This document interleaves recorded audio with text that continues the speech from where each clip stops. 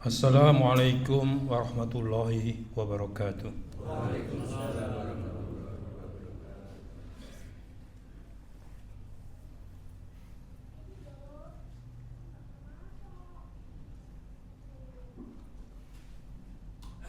Allahu Akbar, Allahu Akbar. Allahu Akbar, Allahu Akbar.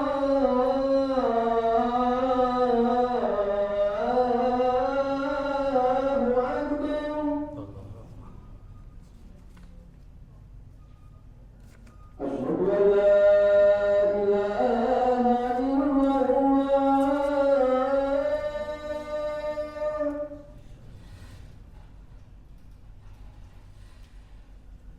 أشهد أن لا إله إلا الله.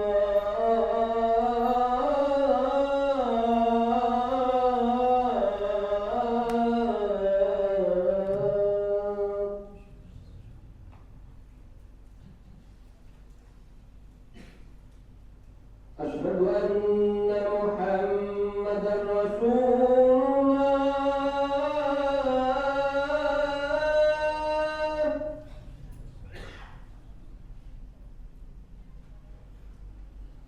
أشهد أن محمدا رسول الله.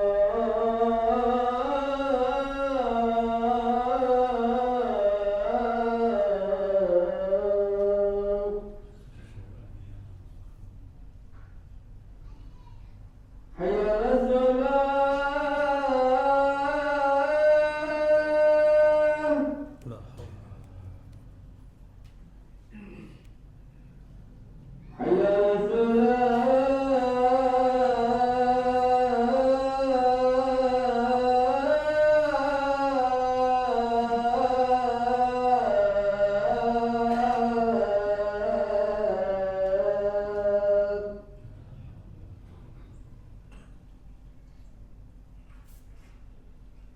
حي على الفلاح.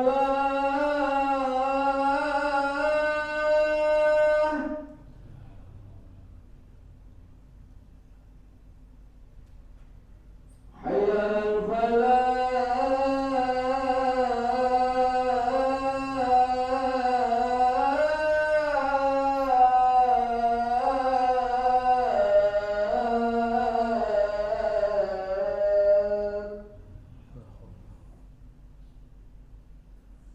الله أكبر، الله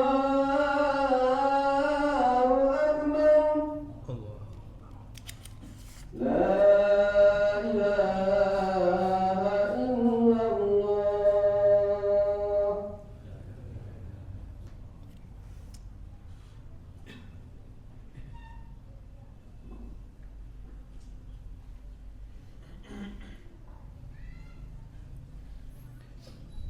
Innal hamdalillah nahmaduhu wa nasta'inuhu wa nastaghfiruh wa na'udzu billahi min shururi anfusina wa min sayyiati a'malina may yahdihillahu fala mudilla lahu wa may yudlil fala hadiya lahu. Asyhadu an la ilaha illallah wahdahu la syarika lah wa asyhadu anna Muhammadan abduhu wa rasuluh la nabiyya ba'da. Allahumma sholli wa sallim ala sayyidina wa maulana Muhammadin wa ala alihi wa sahbihi ajma'in. Ya ayyuhalladzina amanu taqullaha haqqa tuqatih wa la tamutunna illa wa antum muslimun. Wa qala Allah ta'ala fil Qur'anil Karim, a'udzu billahi minasyaitonir rajim. Bismillahirrahmanirrahim. Inna a'tainakal kautsar fasholli li rabbika wanhar inna saniyaka huwal abtar. Sadaqallahul adzim. Hadirin yang dirahmati Allah, marilah yang pertama kita panjatkan puji syukur kepada Allah Subhanahu wa taala yang telah memberikan begitu banyak nikmat kepada kita. Salah satu nikmatnya adalah iman, dan kemudian nikmat kesehatan, sehingga pada siang hari yang cukup terik ini kita masih diberi kekuatan untuk melaksanakan ibadah fardu sholat Jumat berjamaah. Salat dan salam semoga selalu terlimpah kepada Rasulullah Muhammad sallallahu alaihi wasallam, keluarga, sahabat, termasuk insya Allah kita yang akan mengharapkan insya Allah mendapatkan syafaatnya di yaumul qiyamah kelak. Amin ya rabbal alamin. Hadirin yang dirahmati Allah, pada hari ini bertemu dua hari raya. Yang pertama hari raya tahunan, yang kedua hari raya mingguan atau sepekan. Ada pendapat yang mengatakan kalau dua hari raya bertemu, Jumatnya menjadi sunnah. Namun hukum melaksanakan sholat Id itu adalah sunnah muakkadah. Kalau kita tidak melaksanakan tidak apa-apa, sengaja tidak melaksanakan tidak apa-apa, namun tidak mendapatkan pahala yang cukup besar. Sedangkan sholat Jum'ah hukumnya adalah wajib ain bagi laki-laki yang dewasa. Oleh karena itu masjid takmir tetap berkewajiban menyelenggarakan sholat Jum'ah. Ini terjadi pada sholat Idul Adha. Kalau terjadi pada sholat Idul Fitri, maka akan banyak orang yang pada saat sholat Id itu dilaksanakan kemungkinan sedang dalam perjalanan. Apakah masih berada di bandara, apakah masih di dalam bus, apakah masih di dalam kendaraan pribadi, atau mungkin masih berada di dalam kereta. Oleh karena itu, untuk mereka-mereka yang sedang dalam perjalanan yang tidak dapat melaksanakan sholat Idul Fitri, itu masih mendapatkan kesempatan untuk melaksanakan sholat wajib, yaitu sholat Jum'ah. Jadi sekalipun dua sholat Id dan Jumat bertemu, maka kita tetap melaksanakan sholat Jumat. Hadirin yang dirahmati Allah, berbicara tentang Idul Adha adalah berbicara pengorbanan. Di dalam Al-Kautsar Allah berfirman bahwa kita diminta untuk berkorban, maka dirikanlah sholat karena Tuhanmu dan berkorbanlah. Berbicara tentang pengorbanan, kita sebenarnya sedang menapak tilas bagaimana dua orang nabi yang mendapatkan perintah dari Allah. Begitu besar pengorbanan mereka. Kemudian kita napak tilas saudara-saudara kita yang pada hari ini sedang melaksanakan ibadah haji, yang kemarin wukuf di Arafah, kemudian pagi hari ini mulai melaksanakan lempar jumroh. Lempar jumroh Aqobah, kemudian ula wusta Aqobah, dan melaksanakan lempar jumroh itu sesuatu yang tidak mudah, tidak gampang. Karena jumlah jamaah haji itu kurang lebih 3 juta orang berkumpul pada suatu tempat, kemudian berbondong-bondong, beramai-ramai ingin melaksanakan hal yang sama.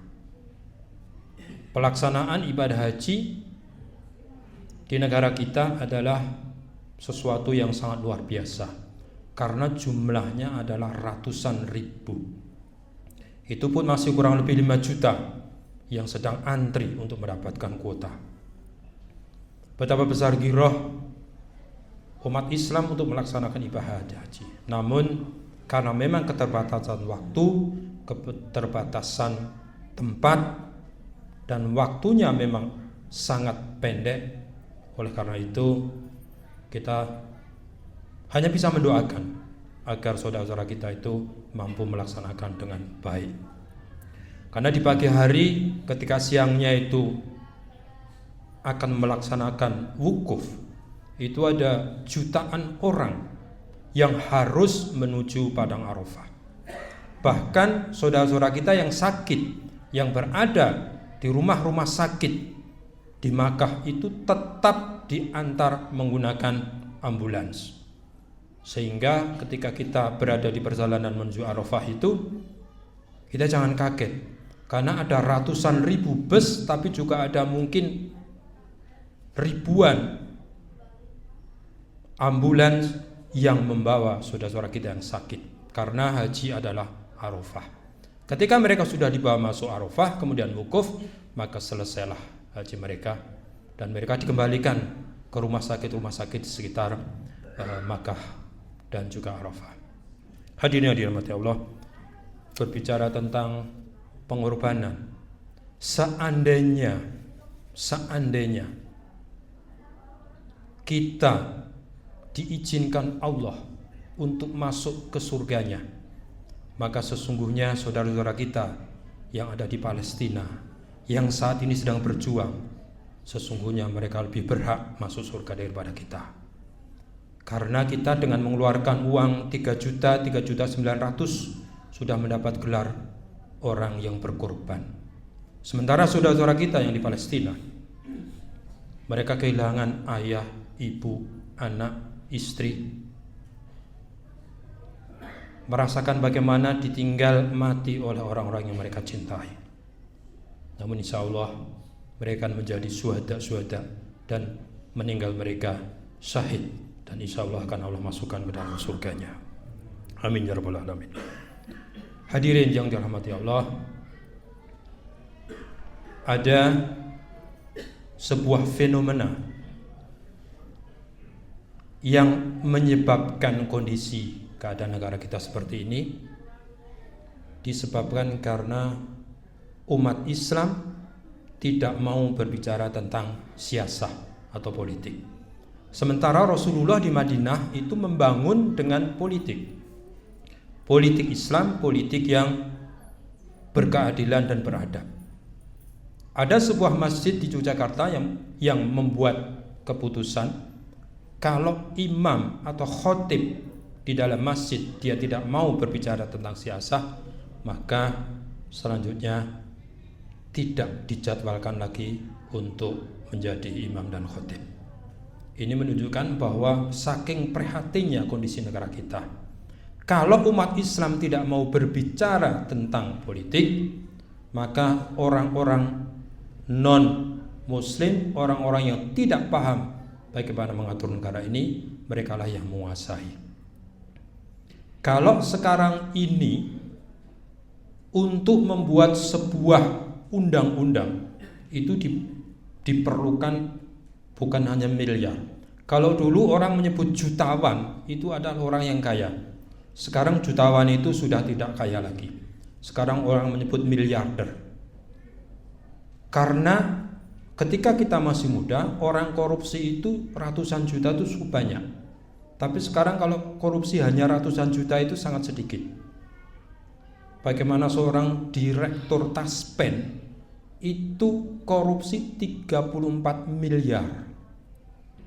34 miliar itu kalau untuk membeli tanah yang ditawarkan oleh takmir masjid itu amat sangat cukup, mungkin untuk meningkat masjid ini sampai lantai 3. Dan mungkin bisa jadi setiap jamaah, setiap orang yang masuk ke masjid ini pulangnya bisa mendapatkan amplop. Saking banyaknya uang. Apalagi berbicara tentang triliun. Tadi saya pasangkan bagaimana jumlah 0 itu mengikuti angka 1. Hadirin yang dirahmati Allah, berbicara tentang perjuangan, berbicara tentang pengorbanan. Seringkali kita itu merasa kehilangan ketika sesuatu atau seseorang itu sudah pergi meninggalkan kita. Ketika orang itu masih ada, ketika ayah kita masih ada, ketika ibu kita masih ada yang kemungkinan menderita sakit, kita merasa kok bebanku seperti ini ya, hidup sudah harus bekerja, harus menafkahi istri, menafkahi anak, masih harus mengurusi orang tua yang sakit. Betapa banyak orang tua yang disia-siakan. Betapa banyak orang tua yang di usia tuanya tidak mendapatkan perhatian dari istri, dari anak. Mereka sibuk dengan kesibukannya sendiri-sendiri. Mereka lupa bahwa surga berada di kaki sang ibu. Hadirin yang dirahmati Allah, ada sebuah kisah, sebuah film tentang perjalanan haji. Judul film itu adalah Grand Voyage atau perjalanan yang besar. Seorang ayah mengajak anak laki-lakinya untuk melaksanakan ibadah haji. Jarak yang ditempuh cukup jauh, ribuan kilometer. ketika sang ayah ini mengajak anak untuk pergi haji, sang anak ini ogah-ogahan. Dia sebelumnya tidak mau, tapi akhirnya mengikuti perjalanan haji ayah dengan mengendarai sebuah mobil tua. Di setiap kota yang disinggahi, seorang ayah ini melaksanakan ibadah di masjid, kemudian memohon kepada Allah agar perjalanannya bisa lancar dan sukses. Namun bagi sang anak, ketika sang ayah berada di masjid, maka anak ini dia pergi ke tempat-tempat maksiat seperti diskotek. Di setiap kota yang disinggahi, anak ini belum juga sadar bahwa apa yang diajarkan oleh ayahnya adalah sesuatu yang kelak akan bermanfaat. Apalah curi kata, ketika sudah sampai di Makkah, kemudian sudah selesai melaksanakan wukuf, kemudian kembali ke Makkah untuk berpamitan. Setelah itu apa yang terjadi? Ayahnya yang sudah bergelar haji ini meninggal dunia.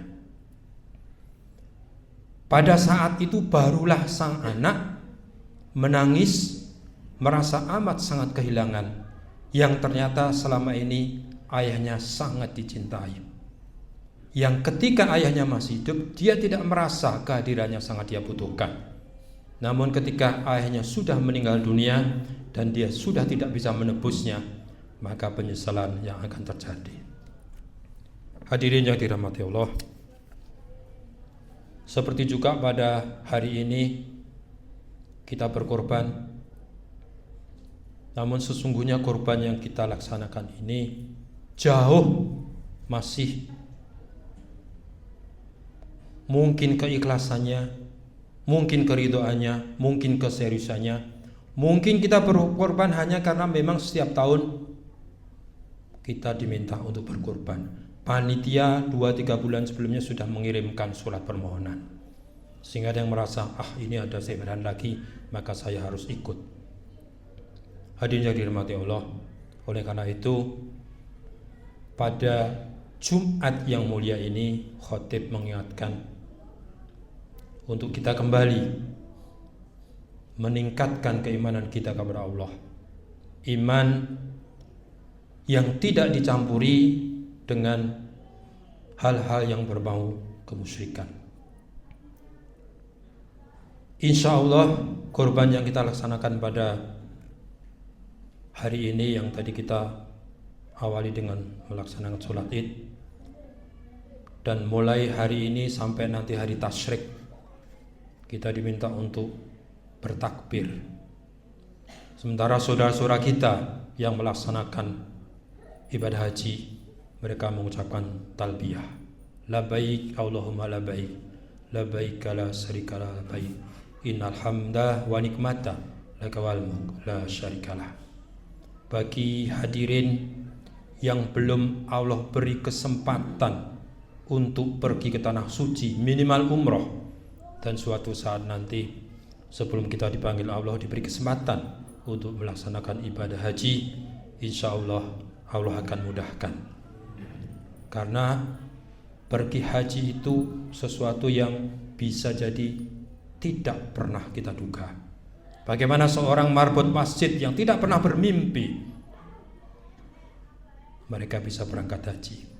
Bagaimana seorang petugas kebersihan yang berasal dari Jombang, yang tiap hari bekerja membersihkan tempat-tempat yang ada di Masjidil Haram dan juga karpet-karpet, suatu ketika mendapatkan hadiah untuk melaksanakan ibadah haji. Karena tidak semua orang yang tinggal di Makkah itu tidak otomatis melaksanakan ibadah haji. Untuk tahun ini berapa ribu orang yang berada di sekitar Makkah ditangkap oleh pemerintah Arab Saudi, baik mereka yang mukim, baik yang ilegal, maupun orang-orang yang mengaku lahir di sana kemudian sudah hidup lama di sana. Namun demi ketertiban, pada akhir-akhir ini pemerintah Arab Saudi melakukan penertiban, sehingga benar-benar orang-orang yang punya hak untuk melaksanakan ibadah hajilah yang dapat melaksanakannya. Dan kalau laki-laki yang ada di Makkah pergi ke Arafah, Musdalifah dan Mina, maka siapa yang mengisi Masjidil Haram? Ternyata ada sekelompok manusia, yaitu para wanita. Ketika para jamaah haji laki-laki yang ada di Makkah melaksanakan ibadah haji, maka diisilah Masjidil Haram oleh ribuan wanita yang menggantikan posisi mereka. Hadirin yang dirahmati Allah, semoga khutbah Jumat yang singkat ini bermanfaat. Barakallahu li wa lakum fil Qur'anil azim wa nafa'ani wa iyyakum bima fihi minal ayati wa zikril hakim wa taqabbala minni wa minkum tilawatahu innahu huwas samiul alim.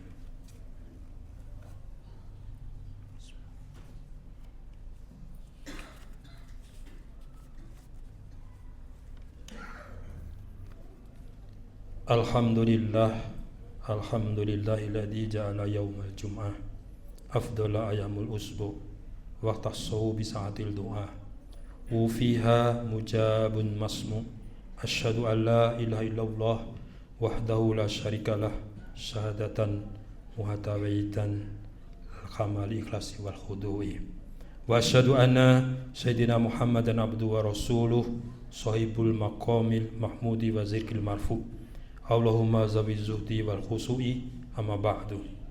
Faya ayuhan nas ittaqullaha fi jami'il halati wa qala jalal jalaluh innallaha wa malaikatahu yusholluna ala nabi ya ayyuhalladzina amanu shollu alaihi wa sallimu taslima bi rahmatika ya arhamar rahimin. Allahumma ighfir lil mu'minina wal mu'minat wal muslimina wal muslimat al ahya'i wal amwat innaka sami'un qaribun mujibud da'wat wa iqadiyal hajat. Allahumma arinal haqqa haqqa wa ibnastiba'ah wa arinal batila batila wa ibnastinabah. Rabbana hablana min azwajina wa zurriyatina qurrata a'yun waj'alna lil muttaqina imama. Rabbana dhalamna anfusana wa illam taghfir lana wa tarhamna lanakunanna minal khasirin. Rabbana la tuzigh qulubana ba'da idh hadaitana wa hab lana min ladunka rahmah innaka antal wahhab. Rabbana la tu'akhidna in nasina aw akhtana. Rabbana wa la tahmil alaina isran kama hamaltahu ala alladziina min qablina. Rabbana wa la tuhammilna ma la taqata lana bih wa'fu 'anna waghfir lana warhamna anta maulana fansurna 'alal qaumil kafirin. Rabbana atina fid dunya hasanah wa fil akhirati hasanah wa qina adzabannar. Subhana rabbika rabbil izzati amma yasifun wassalamun ala mursalin walhamdulillahi rabbil alamin.